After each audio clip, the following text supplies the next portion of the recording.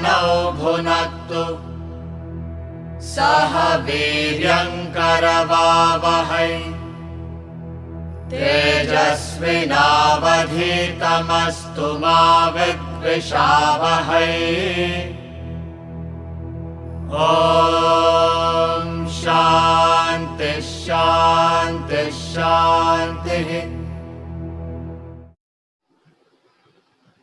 Brihadaranyaka Upanishads, one of the principal Upanishads, the biggest Upanishad. That is why it is called as Brihadaranyaka Upanishad.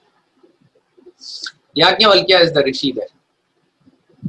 Yajnavalkya is a householder who renounces the household ashrama, the Grihastha ashrama, and he is moving to Sannyasa ashrama in search of the self. He is pursuing Brahman. So at that time, his wife Maitreyi, to whom he had, to other wife and Maitreyi also, he shares his properties and he wants to leave. So Maitreyi humbly, politely requests him that if you are leaving this and going somewhere else, I know that that thing must be sweeter. That thing is more valuable. So you cannot deny me that. I want to also know what it is, learn what it is. And therefore, there is a conversation between Yajnavalkya and Maitreyi, and that forms the essential aspect of the Brihadaranyaka Upanishad, where as a husband, he is the guru, and as a wife, she is the disciple. And it's a fabulous conversation. And so many things that he talks about. In that only, the famous mantra comes. If you have looked into our YouTube thumbnails, particularly from Kena Upanishad, and continuing into Ishavasya Upanishad now, a standard design is what we try to maintain.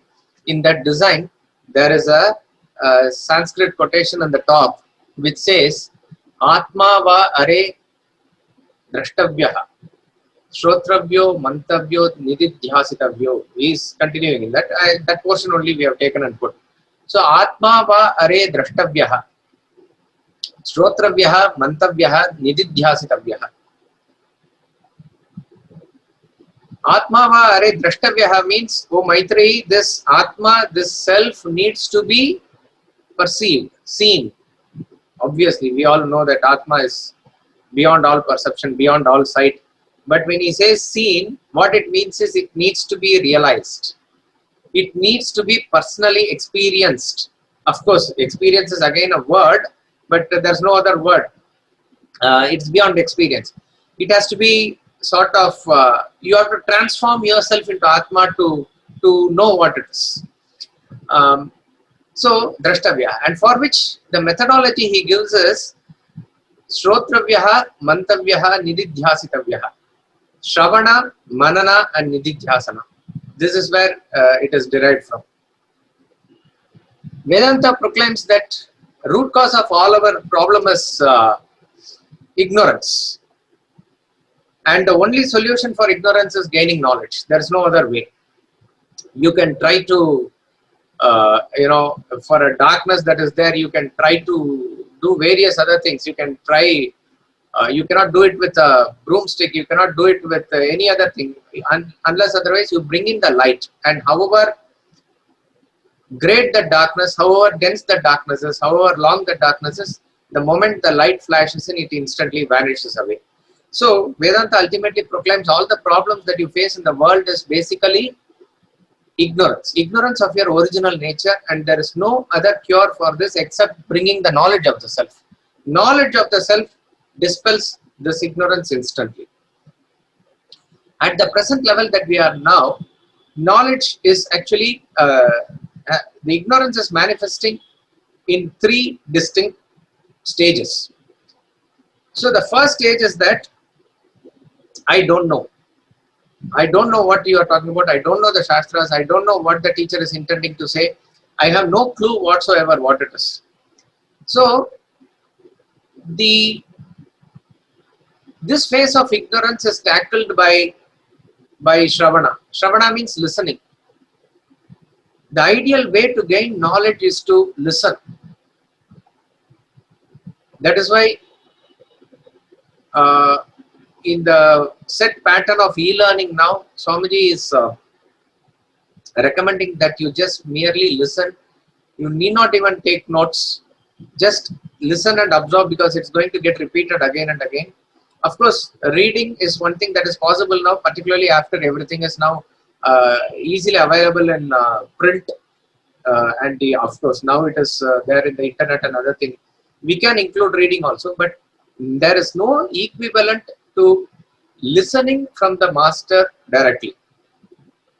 With all your concentration and attention, what he speaks, of course, what he speaks is the Shastras, what he speaks is the truth that is there in the Shastras, and it is coming through that equipment which is immersed in it, and it is coming from the depth of his experience also. It has that power. So he is giving you the knowledge. The first phase of ignorance is taken care of by this Sravaṇa.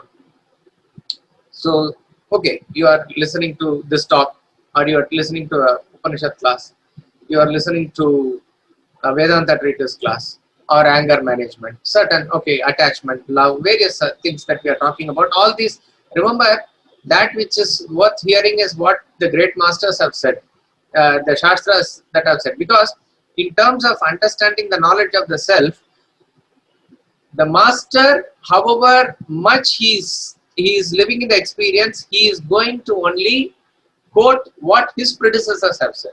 And that is the essential Shastras itself. So that is worth actually listening to. They are containing the highest truths, which have stood over the test of time. So whether we read Bhagavad Gita, whether we read Atma Bodha and various texts, all these are containing the same truths at different levels, for different adhikaris, all that can be there. But you listen to that knowledge from the master. And then comes the most important aspect, which is what is the subject for the day, which is you listen now. These are words, and these are words which you know meaning also. But still, you are not able to understand what it really says. So the second phase of ignorance manifests itself as I don't understand. We recently studied neutralization or sense control, in which the statement is made that abstinence is pleasure.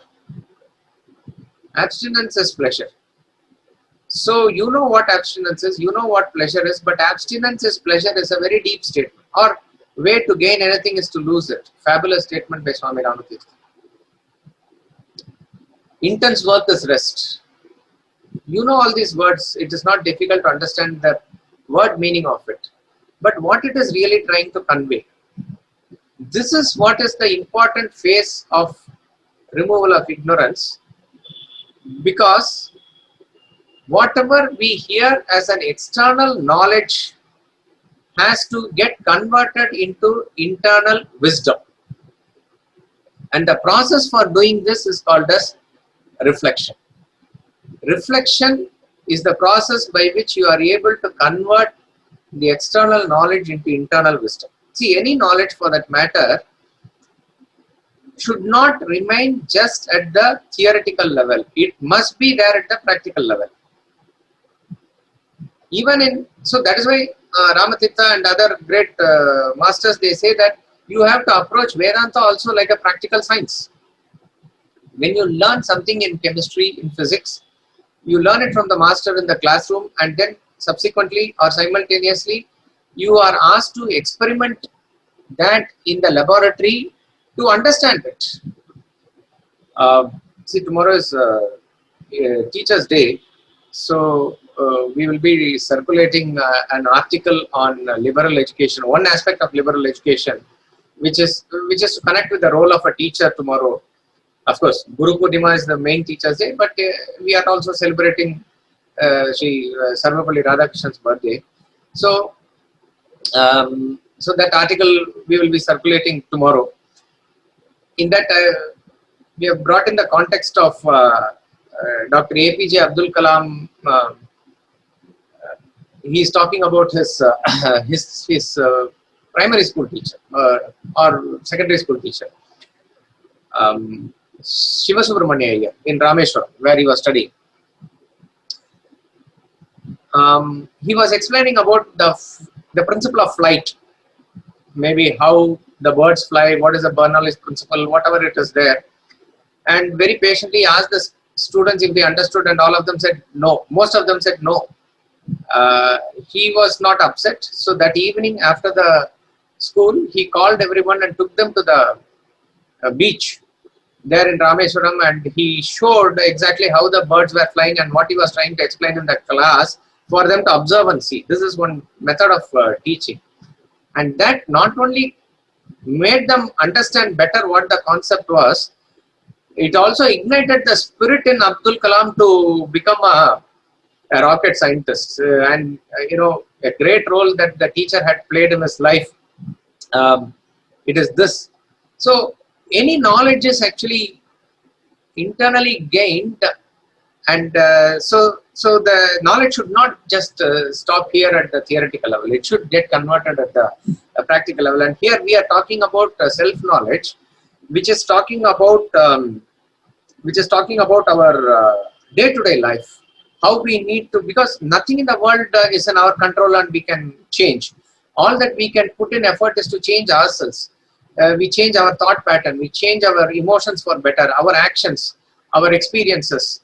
Everything needs to be changed, and that change has to come from a deep conviction, deep structure of thought flow, because whatever is our character, our habit, all that is formed right from the young age is because of a groove that is formed in our brains, right? It is a habit, it is a character, it is what is getting reflected in our activities. If you want to, okay, certain things may be conducive, certain things may not be good, and our character is based on that. If you have understood and if you want to change that also, having become a habit, it is very difficult to change. So the change has to start occurring at the thought level. It is difficult, but it has to start there only. For that to happen there, you need to put in strong thought currents there based on sound reason and logic. The mind will resist any change, particularly when it has got into a groove.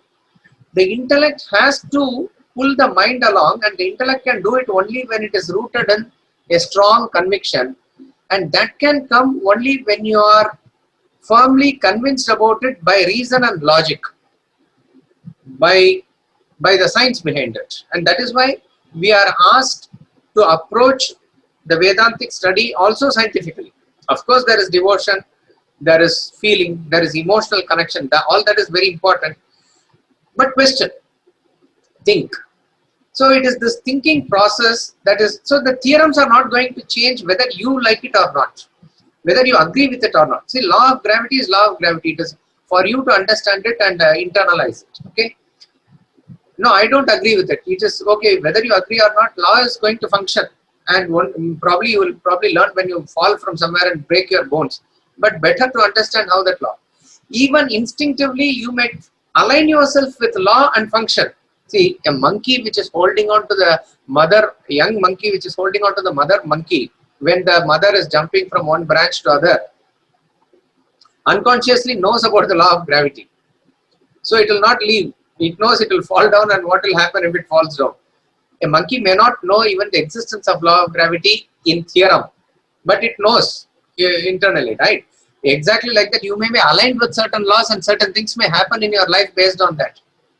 But Vedanta says it is better that if you are able to understand and internalize the laws, so that it becomes strongly founded and established. Even if you are deviating somewhere, it will bring you back. So it is not a mechanical, routine, mundane life that you will lead, a conscious principle life that we will lead. Not only that, once you get firmly founded in these laws by your thinking and establishment, it will help you to have firm faith and conviction about the other laws which you have not understood now, and you will give it more weightage for you to learn, reflect, think and practice that also. So for it to come into practice, because many people who genuinely take up Vedanta also, we have known some of our class members also here, they say All this is very easily explained and understood also, because it's not a rocket science that we are talking about. Of course, when you come to part C, illusion, we are going to see it in this Sunday class also, intrinsic, extrinsic illusion, that you know, okay, we need to put in hard effort to understand what it is. Again, that is also not just theoretical, but that requires. But to make our life better, when we talk about anger management, or when we talk about how to whatever, time management and value systems, certain things, education, these are to be applied by everybody at whatever levels that we are, and it is not very difficult. But still they say, having attended the Vedanta classes, having been doing e-learning also, still I am shouting at people. And not only that, others in the house will also add fire to the fuel to this fire. They'll say, oh, you are attending Vedanta class, you are still shouting. They will also poke in, and all these things will discourage a person. Then he will say, I have learnt enough. Now I need to, you know, bring it into practice. Then rest of the things we will see later. This may outwardly seem as a very sound argument, but it is not so. For you to get something into practice, what you need to understand is, once the, what to say, a paradigm shift happens in your system inside, your actions and the practice at the level of your physical actions is automatically going to follow.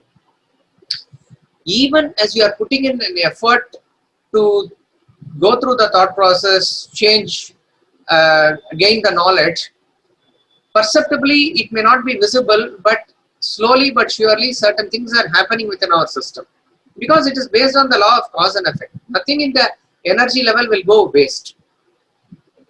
It is all depending on our past bulk of stock that we have and the present effort that we put. All this plays a role, but we need not be result oriented and worry about it. We need to just put in the effort. For putting in the effort, a continuous practice of knowledge at the intellect level is very important. So reflection is very important on a daily basis, continual basis, for which Sravaṇa is also very important. Therefore, never ever leave this process of reflection. It is going to only strengthen your intellect. And don't bother about I am not able to practice, because all this is again a sort of a ego which comes into a result orientation, and it is going to hamper. Be objective, put in the best of your effort and try to do it, because when you are saturated with certain thoughts, it will be inspiringly coming out in action sooner or later. So your solution lies in holding on to the time-tested method of changing the thought process. All over the world, wherever motivational speakers, workshops and seminars are conducted, they are talking about only changing of thought process. They are talking about changing of attitude. They are talking about whatever, various things that you need to change your character, become better, and various books are also written. But essentially, it is this. What is the method? What is the methodology? It has to boil down to your self-effort in reflection. The books can guide you. The masters can give us knowledge. Various things can be said, and there are certain amount of study that we need to do. But beyond a point, you should not go into extreme lengths of study. Book after book after book, you need not study. Just take even Vedanta into consideration. Even if you want to know the titles of the book, I am not talking about the content, just the titles of the book in Vedanta alone, one lifetime is not enough. So where are we going to study? And then we say, Robin Sharma said this. He is also saying the same thing. Or some other, whoever it is, Stephen Covey. So many books that we study, it helps us to only remain at the surface level. A ship which is going into the ocean and you are wanting to collect pearls from the ocean, it is some distance you need to travel, but you need not keep on traveling in all directions in all over the world. You need to go at some distance, then then sort of anchor the ship there and go into the depth. At some level you will get some fish, at deeper level you will get better fish, and at the bottom you will get the pearls also. That is what you have started the journey for. So it is, why is it difficult is only because mind, it needs hard effort. Intellectual tiredness sets in, fatigue sets in. So therefore, just as even if you want to watch one program in the TV, you need some sort of effort without changing the channels, because mind needs variety there.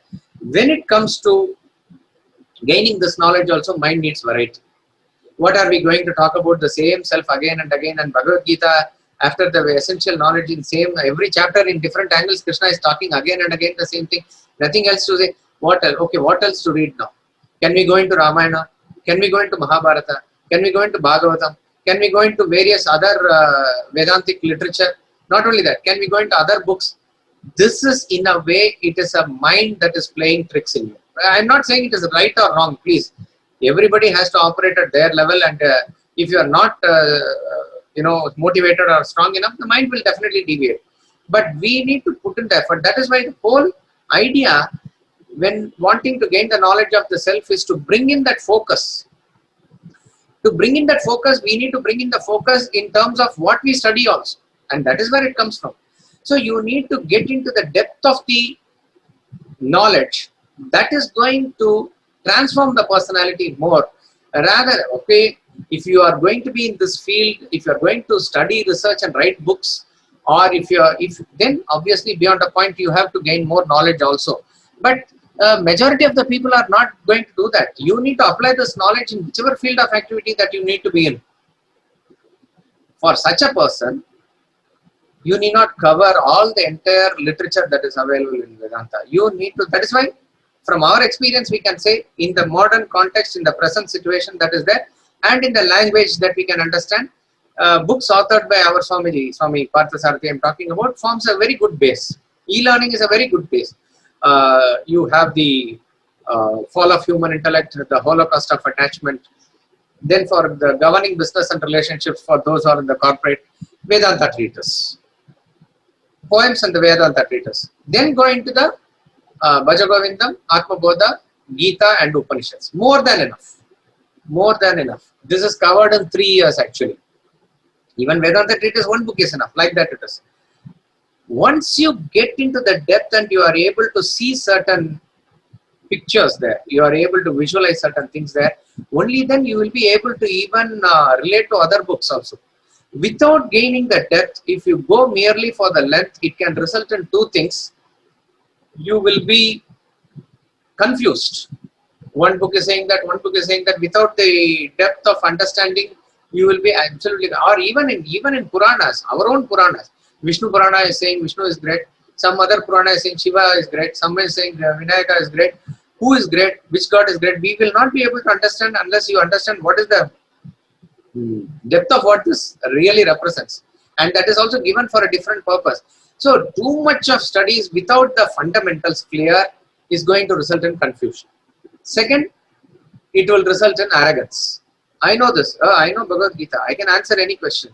I can do anything like this. This sort of because we launch into the spiritual path to get rid of our ego, to dissolve our ego, and without our wanting, unconsciously what will prop up is this ego. And that ego that we gain here is very dangerous than even the normal ego that a person will have in the worldly level. Ishavasya, we are going to cover that. Mantra 9 talks about it. Fabulous mantra. It says, a person who is pursuing the world is in blinding darkness. A person who is reveling in spiritual practice is in greater darkness, it says.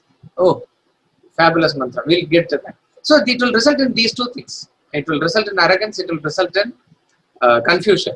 And that is not the purpose of study. Then you would, at one point, you would have been better, it is said, I was better off before getting into this. Like that, a state will come. It should not come. In one of the slokas in praise of Lord Kartikeya in Tamil, it is called as Skanda Guru Kavacham. Skanda Guru Kavacham, Skanda or Lord Kartikeya is the Guru, and based on which Kavacham is protection. He is protecting us actually. So that shloka serves as a Kavacham. In that one verse, he says, Tattva Kuppayai Marandida Cheduva. Tattva Kuppayai means the garbage of all the philosophy, please make me forget. Because if that is going to make me not reach your feet, I don't want it. And that is not the purpose. That is why we said Tirukural and other Shastras very clearly say that knowledge is worth pursuing, which is, or rather he is asking, what is the use of any knowledge to you if it is not going to take you to that self ultimately. So when we are going to develop more ego, we are actually moving away from the self. So therefore, we are not against, because reading is a very good habit. Most of us don't read, and after school and college, we only read magazines and newspapers, which is not recommended.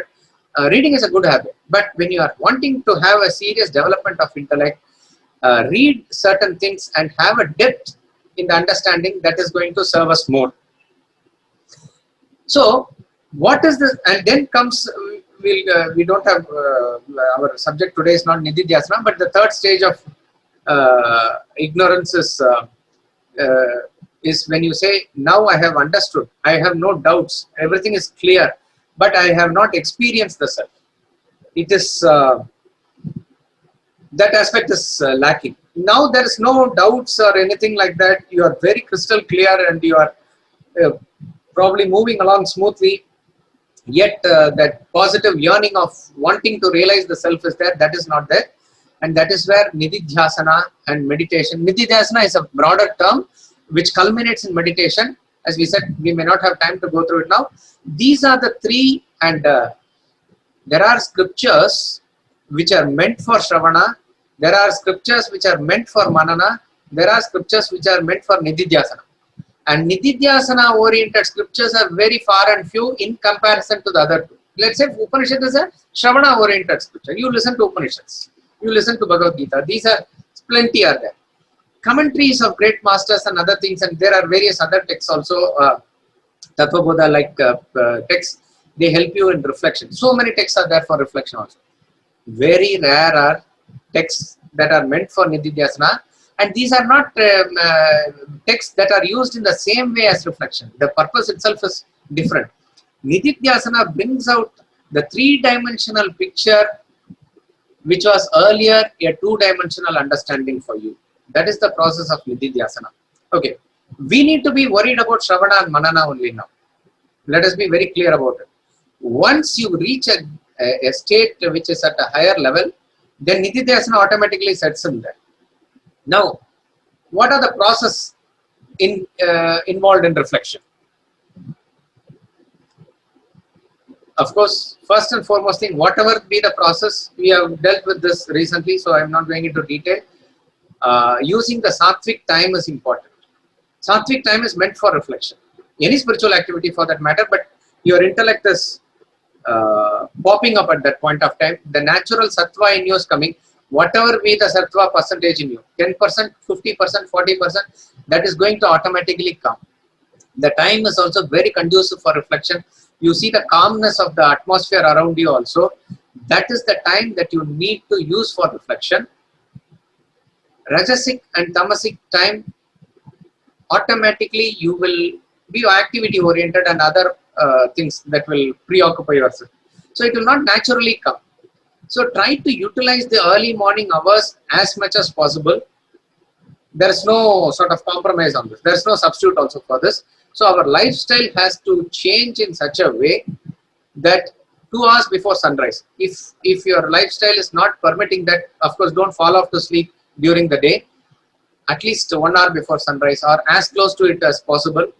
Spend the first to start with 10 minutes, 20 minutes, 15 minutes, 20 minutes. It's all okay. Not more than 45 minutes to 1 hour. Not more than this at all at any stage, because it's what we are talking about is a heavy stuff of Vedanta and the capacity of the person to reflect also. So not more than that at any stage. Utilize the early morning time. What are the ways in which we need to do? First and foremost thing is thinking. Reflection by definition is to throw light upon. So all the ideas that are given is like a placing object in the middle of the room. If you want to understand the object, you need to throw light upon it. So if you throw the light from one angle, one side of the object is known to you. If you want to know the full picture, you need to throw light from different angles. And that is what is going to reveal. So think why it is said. Ask questions. Do not take anything for granted. Even as simple as a theorem that you have heard it many times, like petrol in a car example also, think about it. What is the, I'll give you just for an example, what is the difference, essential difference between the first point and third point there? You need to think about it. So think, and that is where you are exercising your intellectual muscles, as it were. Body, when you use it more, it becomes strong. Intellect also, when you use it more, it is strong. This is called as original thinking. Original thinking does not mean that you think something very original which nobody has thought of before. Not possible. In this field, everything is thought of and it is laid out for us in Shastras. But it is very inspiring and very important that you think originally on it. You must get that eureka moment. Wow, that the truth should reveal in you like that, and that comes through thinking. And there will be various questions, various doubts. Never discard anything. Try to consolidate everything. Think about it. The discipline in thinking is reflection. In the early morning, and this is what is recommended in Vedanta Academy also. That is why we don't cover so much portion in the 3 years like other ashrams cover, because there is enough time given for us to think, write exams and other things like that. We are trying to solve a jigsaw puzzle. Jigsaw puzzle has various pieces and maybe 100 pieces are there, let's say 10 by 10, okay, 100 pieces are there and it is all jumbled up now. You need to get that full picture. So in order to get the full picture, it is very confusing. You do not know where to start. It is recommended that you start with the edge pieces, the corner pieces first, and then the pieces which are having edge, because that has a straight line in it. It is easy to identify. Then it gives a boundary also for you to operate. Then the other piece, when you take, you will see and keep it closer to it or nearer to it. You cannot keep a piece for long and think, if this is not fitting, keep it for the moment and then concentrate on other piece. As you build little blocks here and there more, the rest of the pieces fall into the places even more easily. Initially, it will be very difficult. This is exactly how the reflection is also there. Various concepts, various things are there. We get very confused where to start, how to start. There are certain parameters which are boundary things for this. Body, mind, intellect. Atma is self plus body, mind, intellect is individual. Like this fundamental. So the great masters like Shankaracharya in his time, Ramatirtha and our Swamiji and various other people, what they have done is, they have brought that knowledge in a way that is assimilable for us at our level. So that forms the fundamental basic blocks that you take and try to reflect on it, think about it, and these things are getting fixed in your mind, in your system. These are sort of immovable and it forms a what to say, a parameter within which you will operate. And then you take up some concept. When you are taking some concept, do not worry about the connection of this piece with the other piece there. When you keep it there, the connection will be always there. Take up that piece and only concentrate on that piece. Exactly like that. If you take up a concept of neutralization, just work with that concept. If you take up a concept of blinding darkness, work with that concept. Do not bring in dream from somewhere. Do not bring in Maya from somewhere. Do not bring in then how it is that, then what is that. Some words may connect here or there, but that is where the discipline in thinking comes. So you go into the depth by holding that piece and trying to fit it in there. And then you will find the picture is slowly emerging. Other pieces will automatically get connected. It is not, they are contradictory. They are supplementary and complementary. But in the initial phase, they will appear confusing. And unless confusion is there, clarity will not be there. So you need to work on that by holding that piece and keeping it in the proper place. If you are not able to solve it with the present level of intellect now, doesn't matter, shelve it. Later a time will come, you can again bring it back again. So do not delve on it beyond a period, because you have a time, you have to cover certain portions. And that is discipline and thinking. If a person wants to visit India and he wants to know about India, he lands, let us say, in Bombay. So the tourist operator asks, how much time you have? 30 days.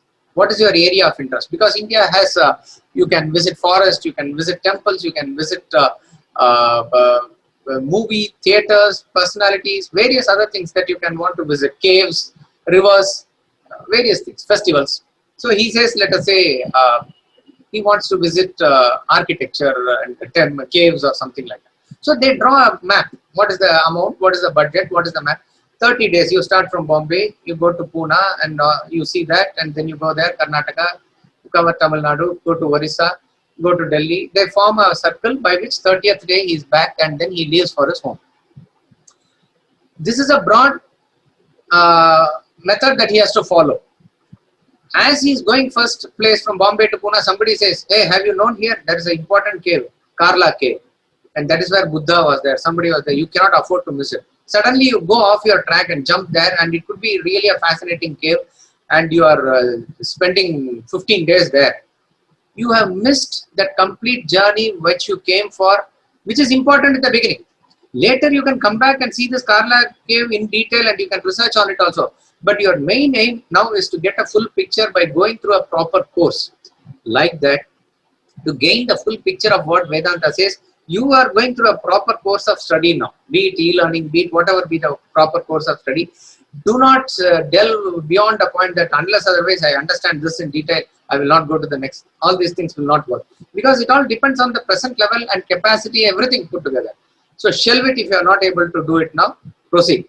So this brings in a discipline in our thinking.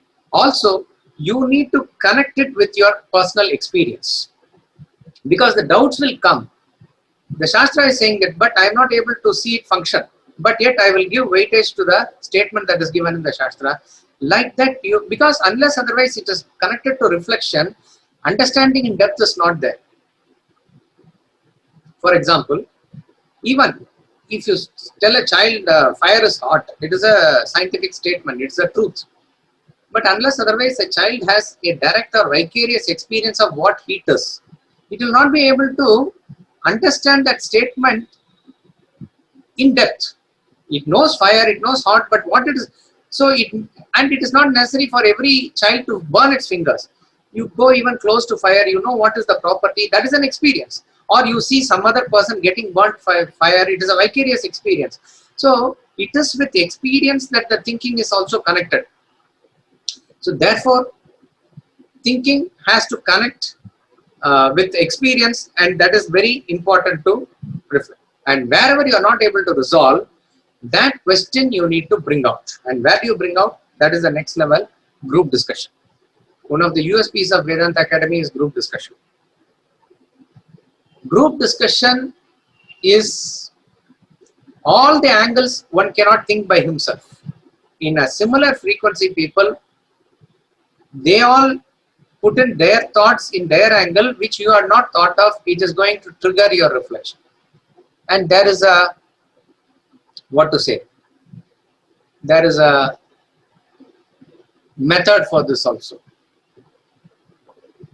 In fact, we need to take this a little more in detail. We will continue in the next class. Before that, on group discussion, I am slightly deviating, and I'll just conclude with the importance of Satsaṅg here. Because group discussion is also a form of Satsaṅg. What is Satsaṅg? Satsaṅg is company of good people. This is the normal definition, and it is correct. Holy people, nice, good people you need to associate with. Bhajagovindam says, Satsangatve Nissangatva. It is from Satsang that you get detachment. The entire practice starts with Satsang. However much you may have the capacity, individual effort, everything, unless otherwise we have the grace of the Guru, unless we have the grace of the Satsang, it is not going to be very easy journey for us. Satsang can be also extended to cover all other aspects. When we talked in in self-control, we said that, what is it? If you want to stop the drainage flow within your house, first you need to put a stop for the excess flow which is going to come now. Only then you can clean your house. So you need to check the inflow of the stimuli from the external world through your senses. All the effort that you put, but if you do not maintain a conducive atmosphere, it will be self-cancelling activities. So always maintain a satsang. Why here, even in this class, there is no substitute for obviously a normal class, but given the situation now, we are doing a class across Zoom in a platform of the internet.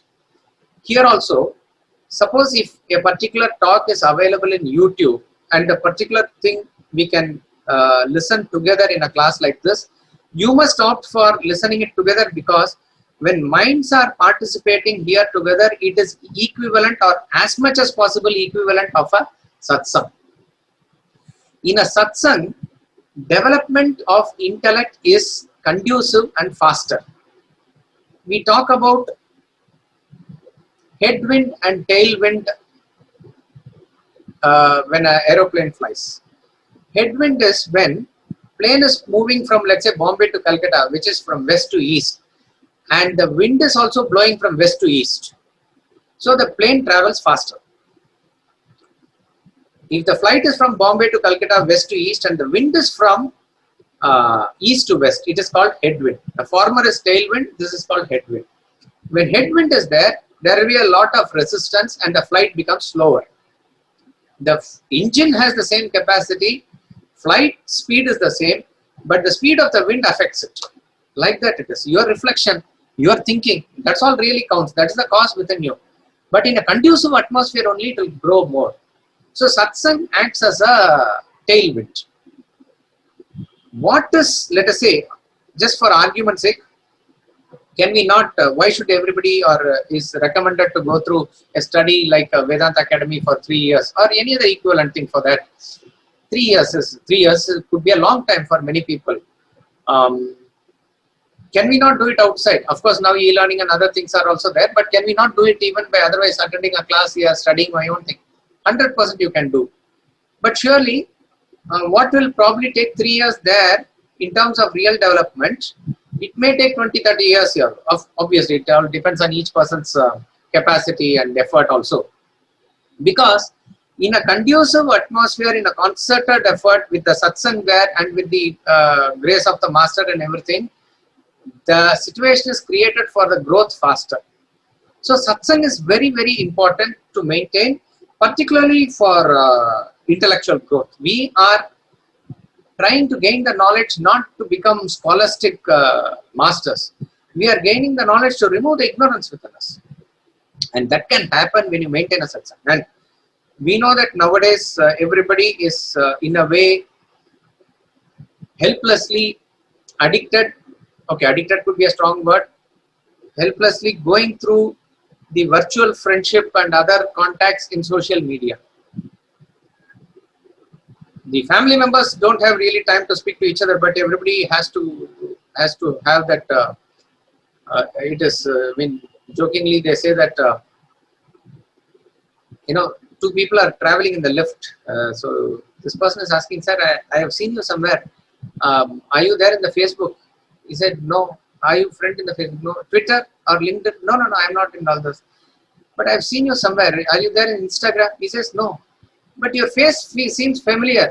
He says, yes, sir, I am your neighbor only. So he has actually not seen the neighbor for long, but somewhere he has registered the face of the neighbor. A father, if he has to speak to the son, has to go to the next room and call on the mobile phone. Then he is ready to answer. Otherwise, face-to-face interaction is not there. Everybody is caught up in the social media. But in the topic of satsang, it is also important who you are friends with and who you are following or getting followed even in the social media. Be very careful about it. Unnecessary thought flow, unnecessary stimuli. Why do you want to the already loaded system within us? This is one aspect. Before we conclude, forget about learning anything. Forget about reading reflection. Forget about any other use also. Just be in the satsang for the sake of satsang. That itself will automatically help you. Bhagavad Gita talks about tapas. None of us have now the great intensity and the power to do the tapas. Tapas is a concerted effort to direct all your energies towards higher. That is tapas. And it is talking about threefold tapas. Tapas at the level of your body, tapas at the level of your speech, tapas at the level of your mind. These three levels tapas has to be done. Who is doing tapas? Who can afford to do tapas? We really do not know. But whether you like it or not, Satsang gives an automatic method for you where you unconsciously do tapas. For this 1 hour also, whatever we are sitting here, you hopefully, that is why sometimes we are asking the video also to be covered. You are sitting in a place, right? That's a great tapas. It's not possible. Body will not cooperate and it wants to move here and there. And I really do not know what you are doing also. But to be in one place is a tapas of the body. It doesn't easily come. But satsang helps you to do that. So whether you understand or not, attend a kirtan, bhajan, satsang in some form or the other, because your body is sitting in a place. 1 hour. Now we will open up for questions, but at least 1 hour I hope you have not spoken. Tapas of the speech is there. And hopefully if you concentrate, tapas of the mind is also there. So when an opportunity is there for you to do the tapas, why will you want to avoid satsang in any way? Satsang is the only way.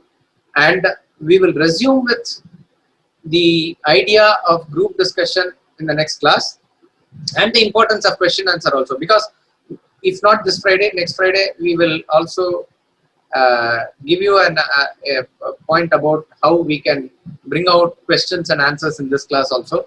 So it will be a very interesting forum if we can generate that group discussion using the Zoom platform here also. It is going to help. If it clicks well. So we will continue with group discussion in the next class. Right. If there are any questions, you can unmute and ask. Sir, one question. Can a Zoom platform be considered as a satsang?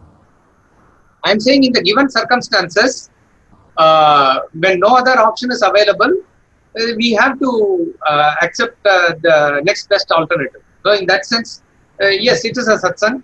It's all, see, technology is like a knife only. How you use it only it matters. If we are able to use technology for a positive purpose like this, for learning new knowledge, for associating with, even why not, I'm just thinking aloud as you say now, if we do a community singing here in the form of a bhajan or something, all that amounts to really a satsang. So the technology from the comfort of where we are staying at home, we can definitely use it in the form of satsang. But obviously, coming together in a classroom and being together is a different frequency. No, I'm not comparing this one. Of course, but we can. What I'm saying is, in the present situation, we can use this to our advantage. Thank you. Yeah. Thank you very much. Namo Paramashubhyam.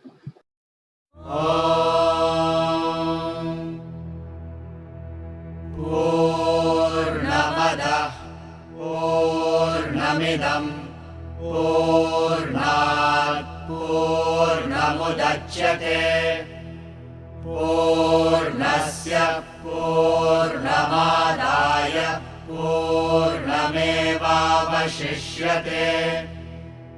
Om Shanti Shanti Shanti.